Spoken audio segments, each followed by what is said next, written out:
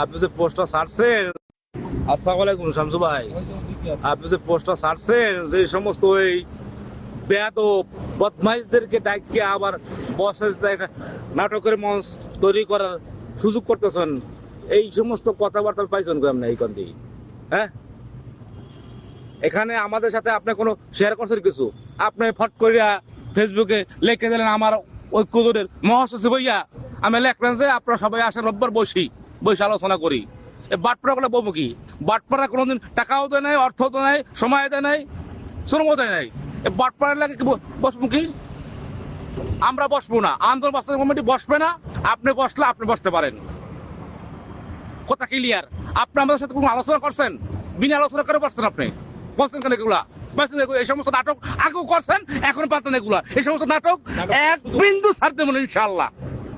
বড় ভাই হিসেবে আপনাকে অনুরোধ করতেছি, আপনি দ্রুত পোস্ট ডিলিট করেন। এই পোস্ট দেখলে কিন্তু মাথা রক্ত উঠে যায় আমার। পোস্ট দ্রুত, আপনাকে পায়ে ধরে বলছি, পোস্ট অতি দ্রুত ডিলিট করেন আপনি। আচ্ছা।